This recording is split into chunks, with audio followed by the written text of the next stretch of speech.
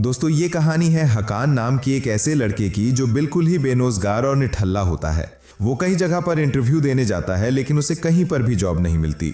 लेकिन एक दिन उसे एक कमीज मिलती है जिसे पहनने के बाद उसमें ऐसी जादू शक्तियां आ जाती हैं कि इन पावर्स को संभाल नहीं पाता और पूरे के पूरे देश को ऐसी खतरनाक मुसीबत में डाल देता है जिससे सभी लोगों की जिंदगी नरक से भी बदतर बन जाती है। लेकिन आखिर उसने ऐसा क्या कर दिया था, चलिए जानते हैं। तो कहानी की शुरुआत में हकान के ऊपर कोई बंदूक से निशाना लगाता है। उसे बंदूक की गोली धीरे धीरे हकान के माथे की तरफ जा रही होती है, लेकिन उसे वो गोली लगी या नहीं ये हमें नहीं दिखाया जाता। और यहाँ से सीन शिफ्ट होकर फास्ट में चला जाता है, जहाँ पर हम हकान और उसके दोस्त मेमोन को देखते हैं जो एक साथ ही एक रूम में रहते थे। हकान सो रहा होता है, तभी उसके फोन का अलार्म बजता है। हकान उठता है और अपने फोन को बंद कर देता है। इसके बाद वो अपने मसल स्ट्रेट करता है और मोमो को उठाने जाता है जो सोफे पर सोया होता है। इसके बाद वो लोग तैयार होकर नाश्ता करते हैं और एक जगह पर जाते हैं जहां वो अपनी एक दुकान खोलने का सपना देखा करते थे। दोनों ने अभी वो जगह नहीं खरीदी थी क्योंकि उनके पास इतने पैसे नहीं थे। हकन और मेमोन दुकान के कांच के अंदर से झांकते हैं और बातें करते हैं कि वो अपनी दुकान को कैसे डेकोरेट करेंगे। इसके बाद हकान अपने पिता निजिट कॉर्माक्स मिल से मिलने के लिए जाता है।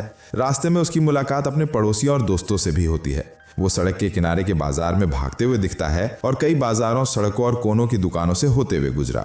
इस बीच रास्ते में उसे एक औरत मिलती है जिसका नाम दरखुन था।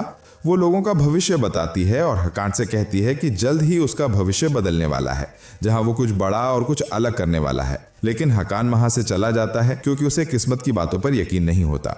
हकान अपने पिता के पास पहुंचता है। यहाँ उसे पता चलता है कि हकान अनाथ हैं और ऐसे हकान के पिता नहीं हैं, उन्होंने उसे गोद लिया था। हकान अपने पिता से मिलता है जो 600 साल पुरानी दुकान के मालिक थे और वो कुछ पुरानी और हाथों से बनी चीजें रखे हुए थे।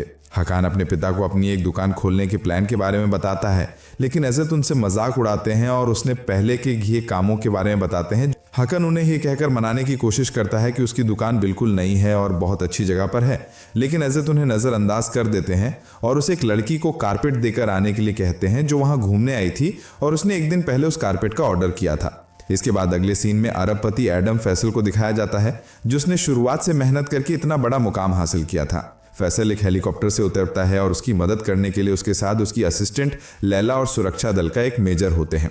लैला अपने बॉस को बताती है कि उसे हगिया सोफिया टेंडर पर चर्चा करने के लिए प्रेस कॉन्फ्रेंस में जाना है। हगिया सोफिया इस्तांबुल का एक इमारत है जो 1500 साल पुरानी है और इसकी बेमिसाल खूबसूरती की वजह से बहुत सारे बिजनेसमैन इस पर बोली लगाने वाले थे। फैसल एडम प्रेस में कहता है कि सोफिया इस्तांबुल का दिल है और वो इस बोली को जीतकर इसके वजूद को बनाए रखने का प्लान भी साझा करता है। इस बीच फैसल और उसकी टीम की मुलाकात हकान घुटाकी से होती है जो हगिया सोफिया पर बोली लगाने के लिए आया होता है। वो लोग एक दूसरे से मिलते हैं और बोली के लिए शुभकामनाएं देते हैं। इसके बाद सीन बदलता है और हकान कारपेट लेकर उस टूरिस्ट लड़की के पास जाता है जो केविन होर्डिंग होटल में लुकी हुई थी। कारपेट देने के बाद जब हकान वापस आ रहा होता है तो देखता है कि वेटिंग रूम में बहुत लंबी लाइन लगी हुई है। हकान उस लाइन में खड़े एक आदमी से जब इस बारे में पूछता है तो उसे पता चलता है कि फैसल की कंपनी में जॉब के लिए इंटरव्यू लिए जा रहा है। हकान के पास इतने पैसे नहीं थे, इसलिए वो तुरंत जॉब के लिए अप्लाई कर देता है। लैला उसका इंटरव्यू लेती है जहां उनके बीच काफी रोचक बातें होती हैं। लेकिन हकान के पास कोई कॉलेज डिग्री नहीं थी और न ही वो विदेशी भाषा बोल पाता था, इसलिए लैला उसे शुभकामनाएं देती है और कहीं और जॉब ढूंढने के लिए कहती है। ये सुनकर हकान वहां से चला जाता है। जब वो वापस जा रहा होता है तो देखता है कि छोटी सी बच्ची के ऊपर एक झूमर गिरने वाला है। वो तुरंत दौड़ते हुए उसके पास जाता है और उसे बचा लेता है। फैसल और नजर उसके इस बात की काम को देख लेते हैं। इसके बाद हकान फिर से अपने पिता को दुकान खोलने के लिए कहता है और तभी उनकी दुकान पर सुजान नाम की एक लड़की आती है जो बहुत मुश्किल से मिलती है। सुजान कहती है कि वो शर्ट उसके खास क्लाइंट के लिए है और इस शर्ट के लिए वो मोटी रकम भी दे सकती है। मिस्टर कोरमा उसे झूठ कहते हैं कि वो शर्ट उनके पास नहीं है, जबकि वो उनके तहखाने में रखी होती है। हकान उनसे कहता है कि वो शर्ट को बेच दें, लेकिन वो हकान की बात नहीं सुनते। इसके बाद नमू वहां आता है और हकान को बताता है कि उन्हें उनके घर से बाहर निकाल दिया गया है क्योंकि उन लोगों ने घर का किराया नहीं दिया था। यहाँ हकान को पता चलता है कि उसने जो पैसे घर के किराए के लिए टेबल पर रखे थे वो मेमो से जुए में हार गया।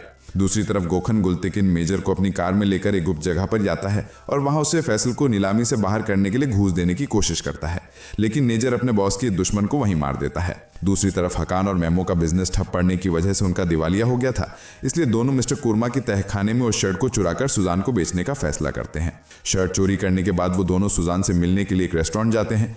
सुजान उन्हें बताती है कि इस शर्ट की कीमत लाखों में है और वो इस शर्ट को अपने क्लाइंट की तरफ से खरीद रही है जो कोई और नहीं, मजा आ रहा है। लेकिन तभी हाकम के पिता मिस्टर कोरमाक वहां आ जाते हैं और आकान से वो शर्ट लेकर कहते हैं कि ये शर्ट बेचे के लिए नहीं है। इस वक्त मजार अपने साथियों के साथ वहां हमला कर देता है और गोलियां चलाने लगता है, जिससे मिस्टर कोरमाक को गोलियां लग जाती हैं। हाकान उन्हें हॉस्पिटल ले जाने की कोशिश करता है, लेकिन मिस्टर कोरमाक उसे अपने दोस्त के फार्मेसी जलने को कहते हैं। फार्मेसी जाने के बाद हाकान अपने पिता के दोस्त कमाल और उनकी बेटी जैनब से मिलता है। कमाल मिस्टर कोरमाक को इलाज के लिए लेकर जाता है और जैनब हाकान को संभालने की कोशिश करती है।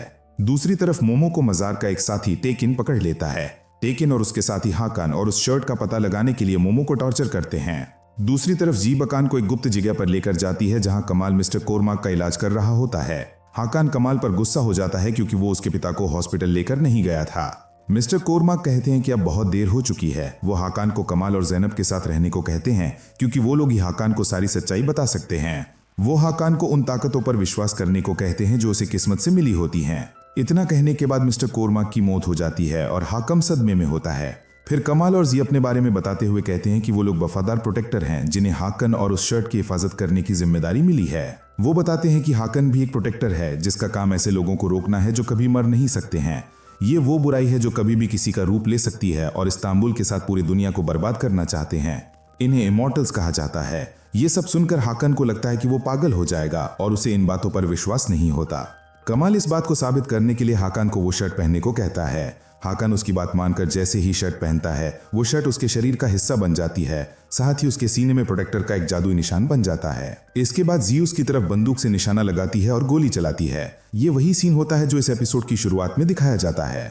बंदूक की गोली उनके माथे पर लगती है, लेकिन माथे से टकराकर उछल जाती है, जिससे साबित हो जाता है कि हाकन प्रोटेक्टर है। इसके बाद कमल हाकन को इमॉर्टल और प्रोटेक्टर की बीच हुई लड़ाई के बारे में बताता है। इसके बाद प्रोटेक्टर मोहम्मद को दिखाया जाता है, जिसे साथ ही इमॉर्टल्स को खत्म करने के लिए भेजा गया है। एक दिन उसे इमॉर्टल को पहचान और मारने का रास्ता मिल जाता है, जो बिल्कुल इंसानों की तरह दिखाई देते हैं। उसे 3 तरह की चीजें मिलती हैं जो इस लड़ाई में उसकी मदद कर सकती हैं।